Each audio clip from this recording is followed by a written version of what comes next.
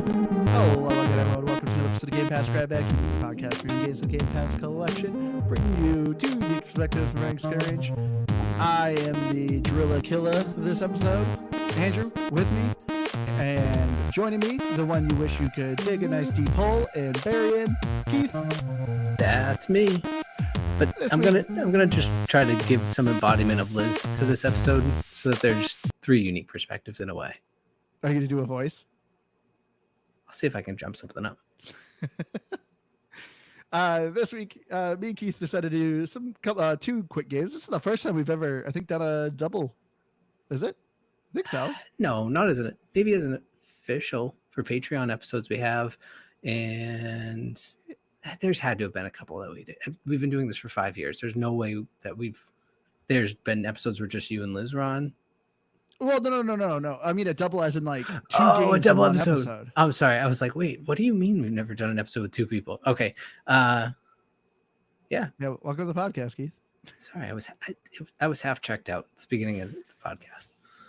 Well, this week we decided to play SteamWorld Dig and SteamWorld Dig 2.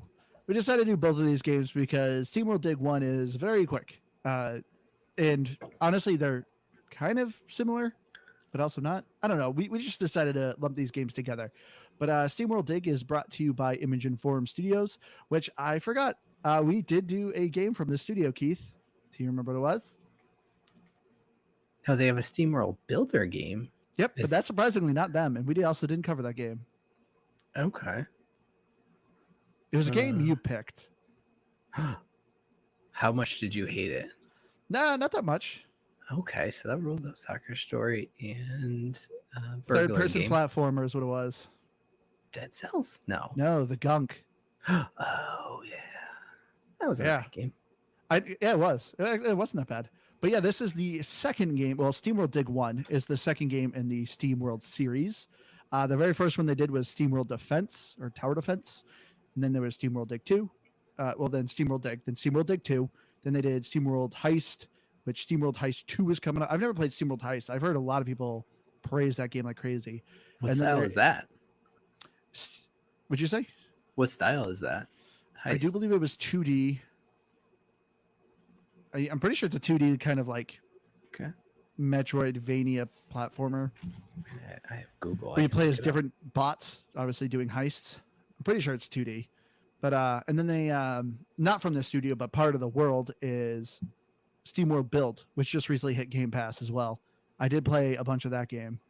Turn-based tactics shooter. So you'd probably really like Heist. Oh, it's a tactics shooter. Oh yeah, no, that definitely would be up my jam then.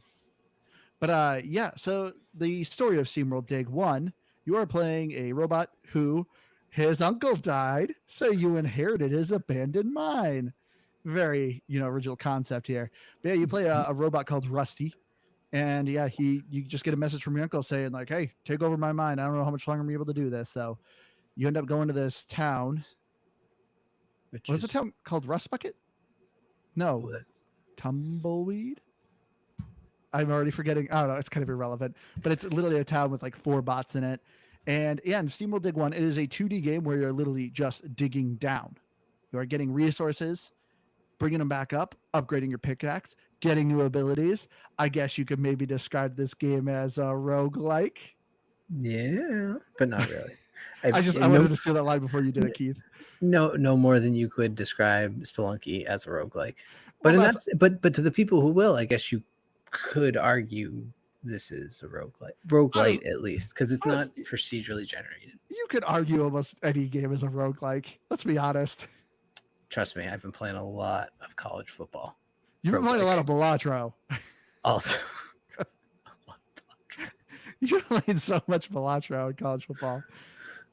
But yeah, so that is the story of SteamWorld Dig 1. And in SteamWorld Dig 2, you are playing one of the denizens of the city who is trying to find out what happened to the character in the first one. SteamWorld Dig 2 is still kind of the same, but it's a bit more of a Metroidvania platformer. But it's still a 2D game. It's just in 1, you're digging down. In 2, you're kind of digging left and right. But yeah. So Keith, was this a game or a pass for you? Not an exuberant game by any means. SteamWorld 1, I didn't even I could beat it, and I wouldn't even be like a a gripe to go back and complete it. It might be something I do someday, but I jumped over to SteamWorld 2 a lot quicker because I was just kind of getting bored with the first one. And I'm sure that gets a little more exciting, but that one's fine. I think SteamWorld 2 is pretty fun though. So I definitely call it a game, but not a definite game. Yeah. So you said you started with 2 first, right? No, I did start with the first one. Oh, okay. I played maybe 2 hours or so of that, maybe a little more, give or take. But yeah, not a ton. And then I plugged probably 5 to 7 hours, I'd say, into SteamWorld 2.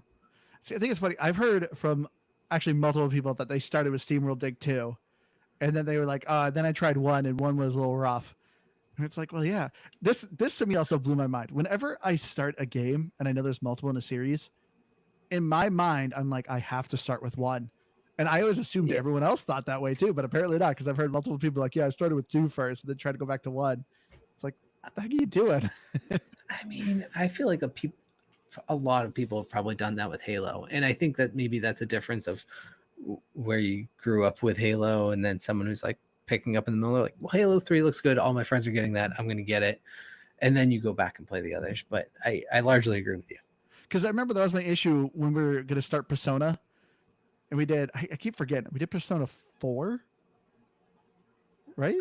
I don't know. Yes. But either way, I know there's like 6 of the series. If that matters. And so I had to tell people in our Discord, I'm like, does it matter? Like, do like, am I going to be lost to the story? And everyone's like, no, it's just their own game. It's like, okay, good.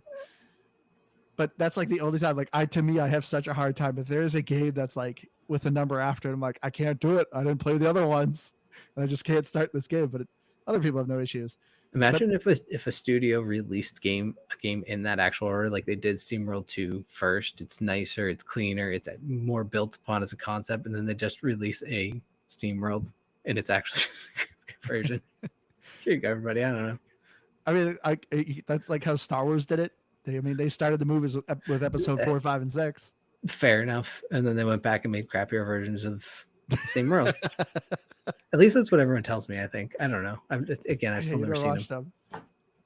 But anyway, yeah, that's a whole other rabbit hole I could go down.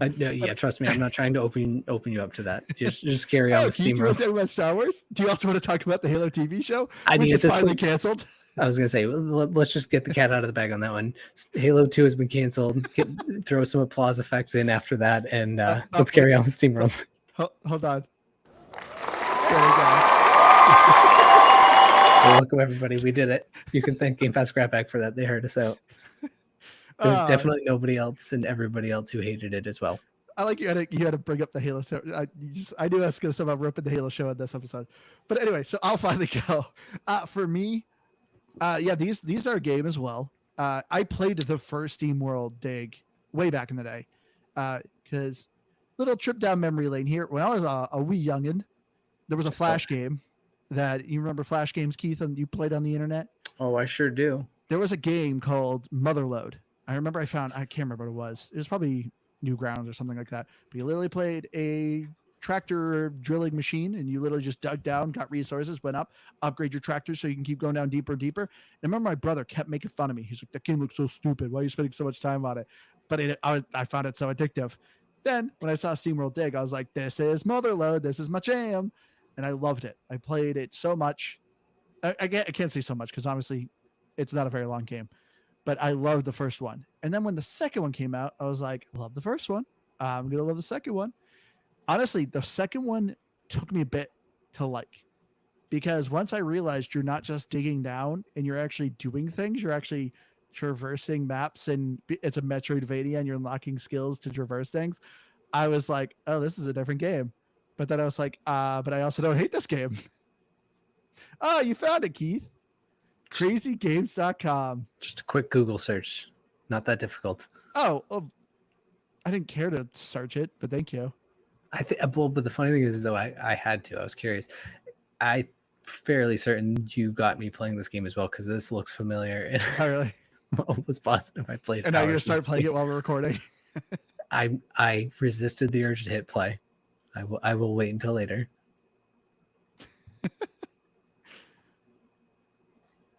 This progress will save on your device. Great, so you can play Motherload. But anyway, so yeah, both of these are a game.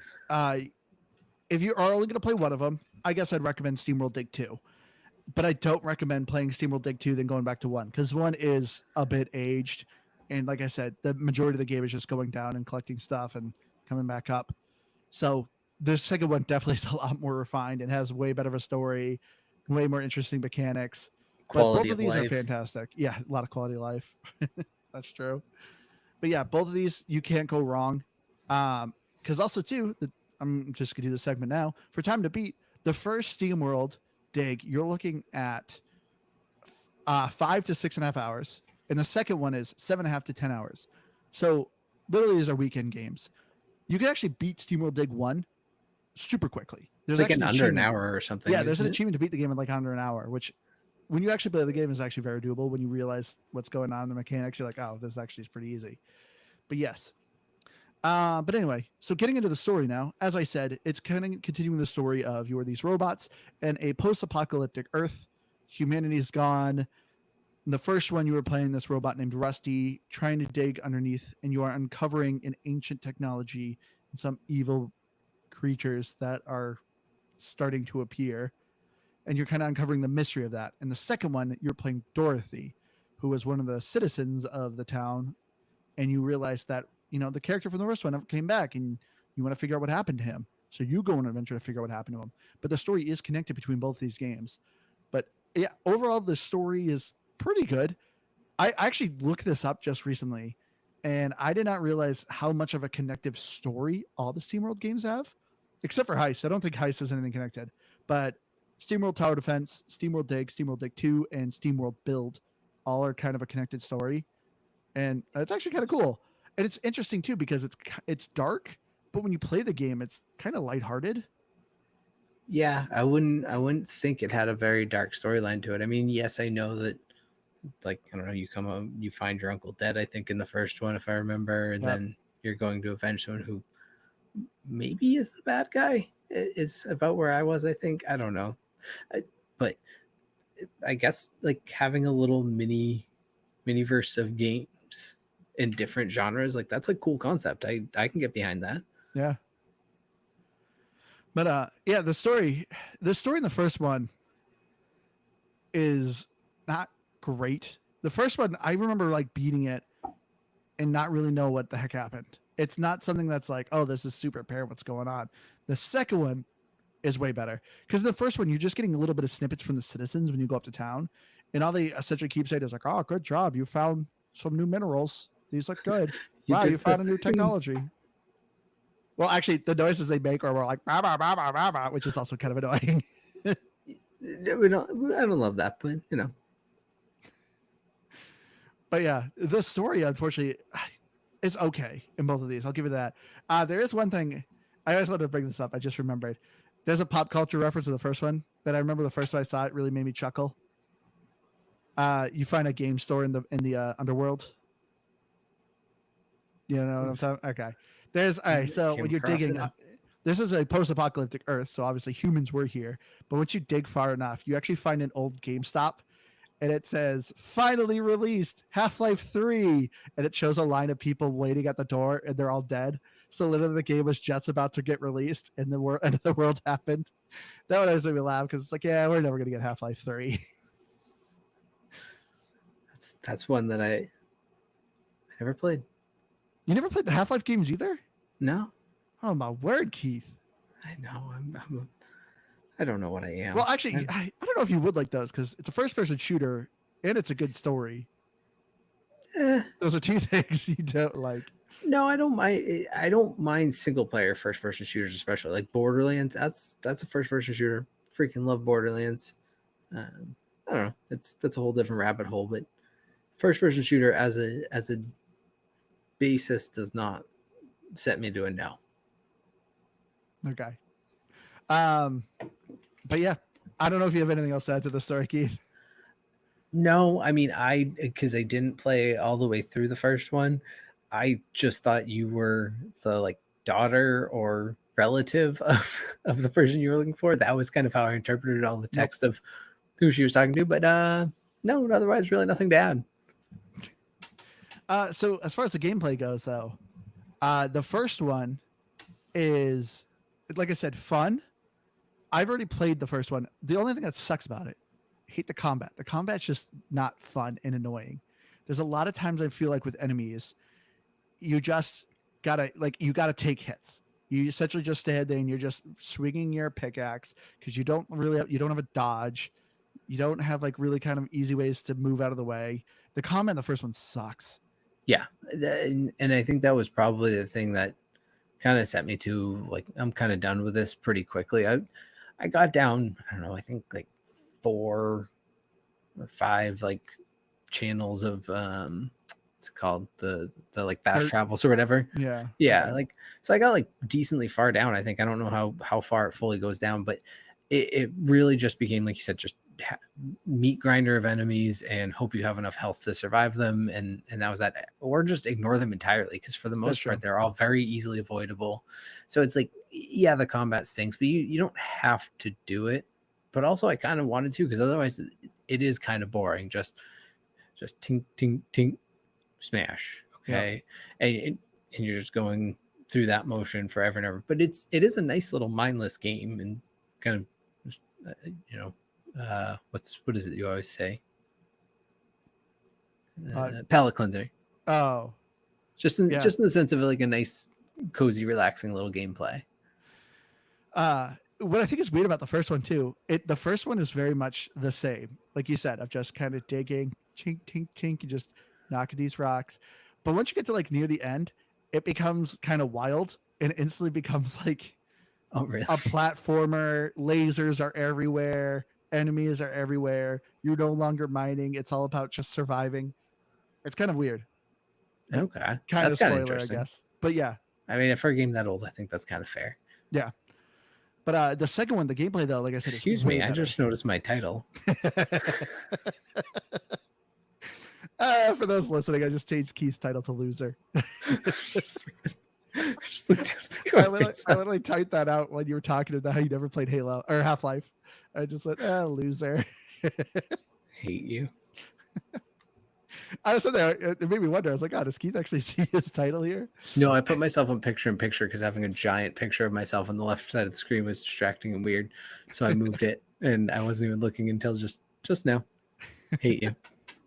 But yeah, SteamWorld Dig 2 is it is far better as far as gameplay goes. As I said, it's like more of a Metroidvania. In the first one, you do get some abilities. You get a hand drill, which helps a little bit in combat. You get a rocket fist, which also helps a little bit in combat, but it requires energy or water to use. But in the second one, yeah, you end up getting like a grappling hook. You get way better, interesting items, better combat. Like I said, upgrade your items. Yeah, well, you upgrade your items the first one. Yeah, but it feels way more impactful in the second one. Yeah, you like upgrade their like how they work, and I don't know if you can, I guess, maybe fully unlock everything, but it almost felt like you had to balance a little bit more of what you wanted to do. I didn't know if you ever fully get enough tokens or whatever to upgrade everything. I don't. And if you do, I mean, I don't think is it worth it? I was gonna say, and if you do, is it worth it to put in the 10 to 12 hours to do that versus the 6 to 7 to beat it? I guess. I don't think so. I never found the game very hard. No, I know. I'm not about even difficulty. I'm just talking about, and that's what I'm saying. Like, is it worth it to you don't need those items to make it easier. So is it worth it to put in extra time just to make sure everything is upgraded? Probably not, unless you just want to be a completionist. Exactly. So that's kind of what I'm saying. But all that to say, everything. Really, I think everything. They really just took the first one and said, we're just going to improve every facet of it. The graphics obviously are vastly improved, but we'll get to that. Yeah. But in terms of like the gameplay, even it's just quality of life, that like the energy, you have to get the water. In the first one, the water puddles dry up as you use them. In the second one, they don't. Like when you die, you don't lose everything. You sell most of it and lose a little bit of it. And it's like, you don't have to worry about chasing your body. So it's just like, all of those little things, all those skill changes just make it better. Oh yeah. But yeah, just everything, as you're saying, is like so much more refined in the second one. So that's why I would say don't play the second one and go to the first one. If you're interested in both these games, like I said, it's not hard to beat them. So the second one is a bit more meaty as well. You're looking at 7.5 to 10 hours to beat on that one. But still, once again, it's not a dreadfully long game. You literally can knock both these games out in a good weekend. But yeah, the combat is just it's so much better. It is kind of great to like actually play the second one. I remember, like I said, the second one I first was kind of like, I'm not just going down and collecting rocks. I don't like this. But like after I like actually played it more, I was like, okay, this makes sense. This actually is more of a game than the first one. Yeah, you start to like spread out into the desert. You have to Yeah, like you have this like actually different upward biomes. climbing. Yeah, The it's first an one's entirely just different world. rocks and caves. SteamWorld Dig One. It is funny, like because I started replaying the SteamWorld Dig One, and it just I had a harder time going back to this game, and I loved it back in the day. You know, I would say though, we keep saying, you know, don't play SteamWorld Dig 2 and then go play SteamWorld 1, Dig 1. And for the most part, I wouldn't say that for any game. This is But in this America. You can do what you want. well, true. And I guess if you have Game Pass, really, you can do whatever you want, assuming that they give you both as well. But really, I would say even if you don't beat it, not for the story, not for anything more than actually the gameplay, to appreciate what SteamWorld Dig 2 is. Because I think even if I just went straight into Dig 2, I'd be like, this is fun. I like it. But I don't know if I would have liked it as much if I hadn't played Dig 1. Yeah. If that makes sense. Because I wanted to like Dig, and I just couldn't find the joy. but then I found, you know, then I I played have no SteamWorld Dig 2. joy. Yeah, that's dramatic, I guess, but you get my point. And I just think that yeah, it made me appreciate SteamWorld Dig 2 that much more. Like I actually get like excited talking about it. Yeah. But I'm trying to remember. There's boss fights in SteamWorld Dig 2. It's been some time since I played it. Yes. There's some bosses in 1. And like I said, the combat's not very good. So it's just like, this isn't very interesting. But I just having the just stuff you have in 2, like just having the grappling hook is awesome.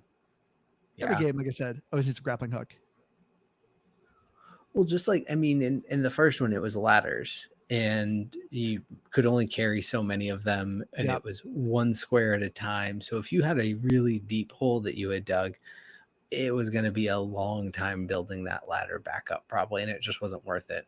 I guess especially once you get the fast travels, but yeah, what you need is a teleporter, and you can only carry one teleporter. oh, And that's if you didn't right. buy one, then Yes. yeah, you're climbing your way up. That sucked. I Or hated you that. used it too early because you thought you were going Yeah. to die, and then you got health and you carried on, and you're like, And then you found one anyway, and you dropped it. So you're like, well, now I gotta go home and buy a new one. yeah, the whole nonsense of that system was, yeah, I forgot that that's what it was. And I think that was another one of those things that I was like, I'm kind of getting annoyed with this, because you had to go get your body, because if you didn't get your body, you probably had a bunch of really good stuff that Yeah. it just, you needed that back. It was a pain in the butt. But yeah, the core mechanic of this game, as we said, is digging, collecting minerals, going back to town, selling those minerals, upgrading your character. That's pretty much the Roguish. game. That's I think that's what I'm going to call it. And dying and collecting your body. That's also kind of a roguelike. It's not roguelike. It's not roguelite. I'm going to say roguish is what I'm going to call everything from now on. It's roguish. Well, actually, no, dying and collecting your body, that's more Souls-like. Ooh, rogue souls-ish. That's a whole new thing we're talking about. Is there a true Souls-like roguelike? Because that might be my real entry point into a Souls-like. I don't know. I'm sure we could find one. I'm sure there's got to be one. Yeah. You're like sitting here like, ooh, I should make this game. I wish I knew how to make video games. Let's connect to my camera. Nice. You got so excited about this idea.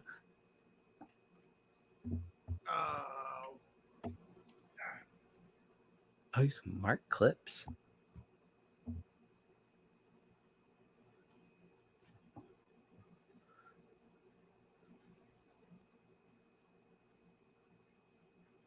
It's great for the podcast.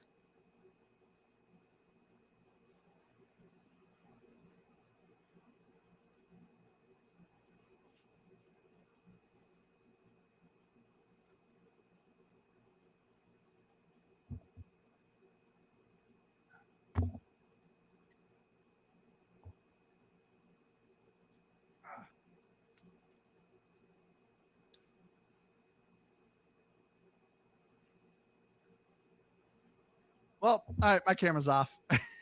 What did you do? I kicked it out. Oh, whatever. People need to see my face. Man, so it's just me. Yep. But yeah. So I mean, I guess there's really not much more to talk about with the gameplay. So we can go to the audio.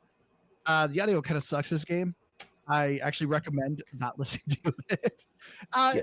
The second one's a bit better. The music's better in the second one. The first one, as you said, it's just a whole lot of just hearing the chink, chink, chink, chink of the pickaxe over and over again. The monsters make repeating noises. The NPCs just make robot bah, bah, bah, bah, bah noises, which is kind of annoying. I actually recommend not doing the audio in the first one. The second one, like I said, the music is actually way better. But yeah, don't care for the audio. I think I played both of them pretty much without, because the one thing is for sure there's really nothing of like audio cues you need to worry about. Like, oh, here comes an enemy. You see all the enemies, they're there. It's nothing overly surprising in the way of that. So yeah, this is definitely a game you can play without the audio, even if it doesn't bother you, just because you just don't need it. Yeah. Yeah, you're literally not missing anything. So this is another thing that's great about having a weekend game. It's just, hey, just listen to your own podcast, listen to your own music, turn your brain off. It's a very mindless kind of game with it too. So yeah, I guess that's it for audio. Man, Keith, we're crushing this. As you can see, this is why we kind of ended up deciding lumping both these games together, because there really isn't too much to talk with a lot of these. But we at least wanted to cover these games because I think they're worth your time. Yeah, I think so too. Yeah. So graphic wise, as Keith already alluded to, you see a massive drastic difference when it comes to graphics from 1 to 2. The first one is so flat looking. It's definitely straight 2D. With like 2 though, it's more of like a 2.5D. It definitely has way more pop-up imaging and it looks way more detailed. Graphics and characters look so much better. The first one's very flat. Yeah, I mean, there's really not a lot to say beyond that too. Like, and I think the biggest part of that is the enemies in the first and the second one are actually mostly the same. They're just more detailed. So they didn't even really add. They did add new enemies. I take that back. Yep. But they didn't add a ton right off the gate, and it's still a lot of those same initial enemies. But again, graphically, like SteamWorld Dig 2 is nice, and that's another reason that if I started with Dig 2, I wouldn't go back to 1, but I still stand by my earlier statement. Play 1 to truly appreciate what SteamWorld Dig 2 is. Because I think they're both a fun and even slightly different experience because of like the gameplay being the same. The things we were talking about of like the fast travel mechanic versus the portal mechanic. Well, the portal one is just a far inferior way to play it, and it is frustrating. It's different and it changes how you play the game overall. So I don't know.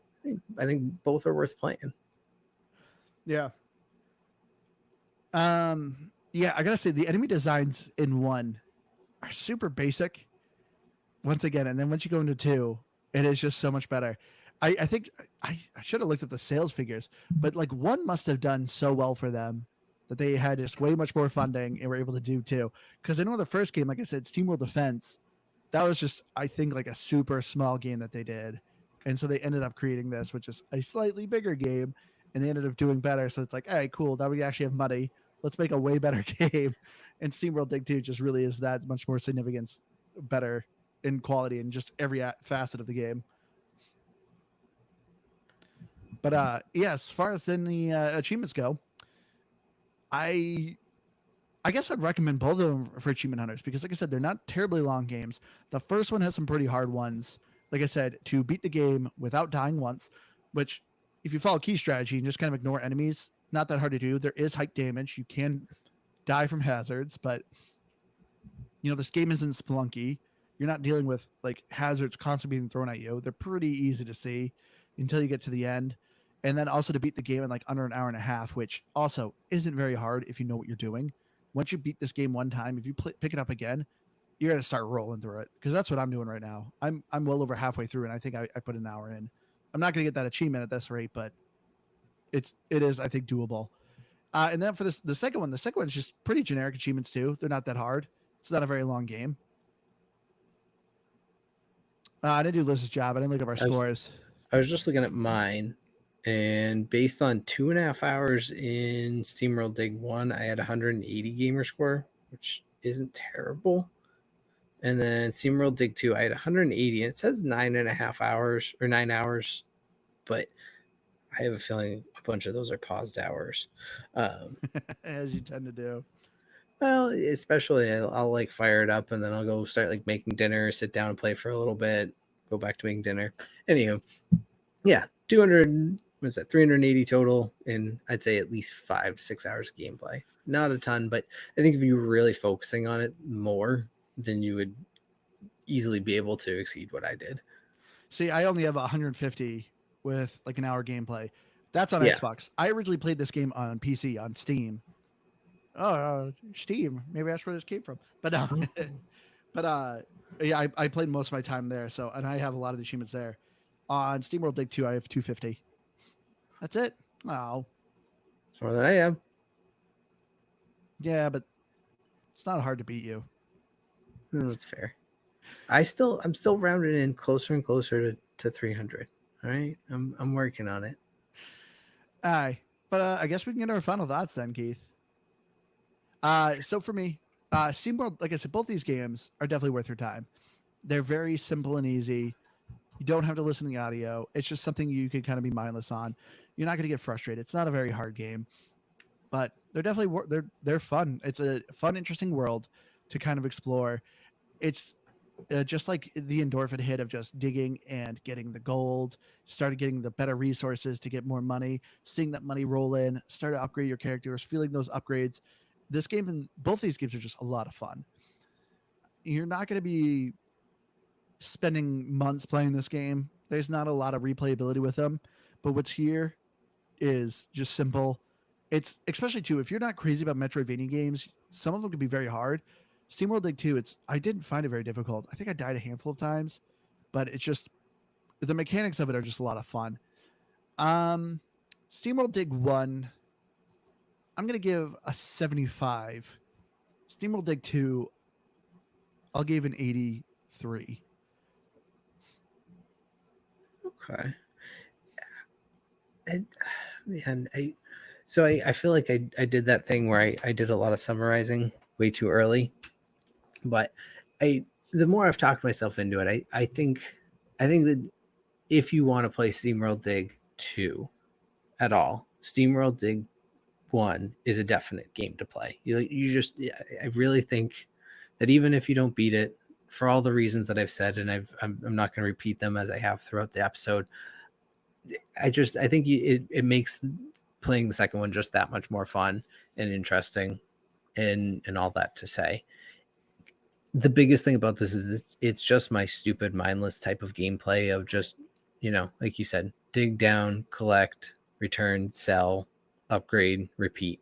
And as you upgrade, you get to dig further because you have more powerful things so that you can just carry on the same pace of upgrading and repeating.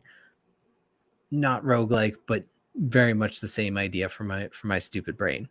So I really like SteamWorld Dig 2 a lot more. That one I would put into, I think 83 is a good score. I'm just going to copy you because I don't think it's much higher than that, but I think in the 80s is a solid score. If you couple it with SteamWorld Dig 1, then I think you can bring SteamWorld Dig 1 up to like a 79 overall. But as it stands by itself, 75 also fits. So really, I original, like your Keith. scores. Yeah, I'm not disagreeing with you.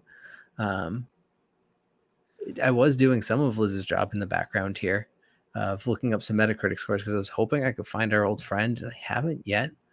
But what I found fascinating is the only negative user score I can find, well, the worst user score I can find on SteamWorld Dig 1, it's a 2. And he wrote a lot. I'm not going to read it all. Really? Yeah. Interesting idea, decent art direction. It really, his summary is that it tries to be a Metroidvania, it tries to be a platformer, it tries to do a couple different things, but nothing really sticks as a solid point. Fair. Anyways, he gave it a 2.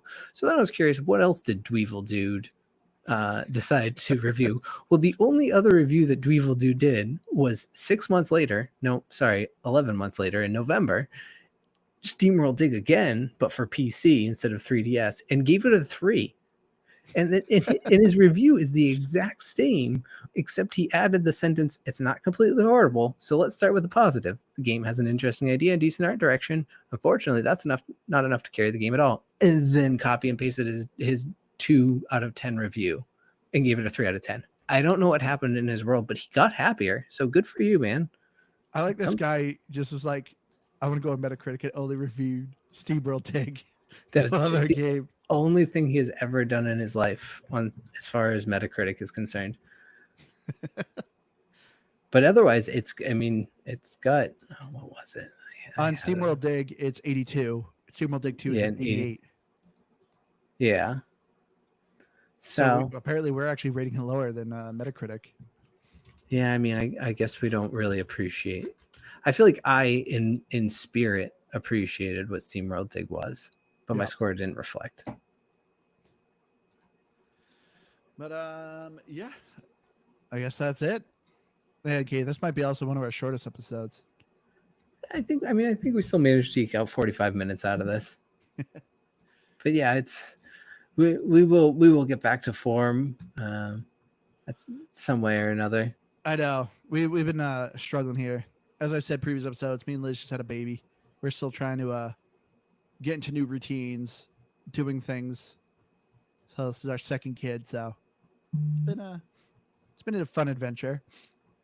But and we're also trying a new audio program, so this will also be another fun adventure. But yeah, thank you so much to our Patreon members, Squid Kill, Nerd Talk Plus, PTS Daddy. Thank you guys. Your guys' continuous support is why we're able to upgrade the show more, and hopefully we can start improving the quality here, get more YouTube videos out and whatnot. But I've been your hardcore gamer host, Andrew. You can find me on Xbox Live, Firebird Zoom 1952. Go to our link tree or go to GamePassGrabBag.com, which bring you to our link tree. You can find all our videos, all our links to our YouTube, our Twitter, Patreon.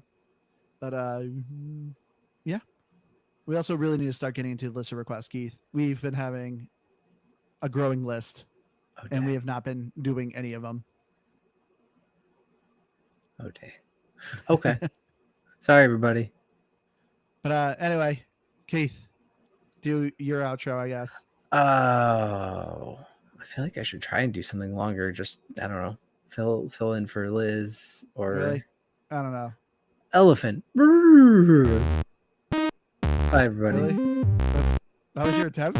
No, but that's what Liz would do. All right, love you all. See you.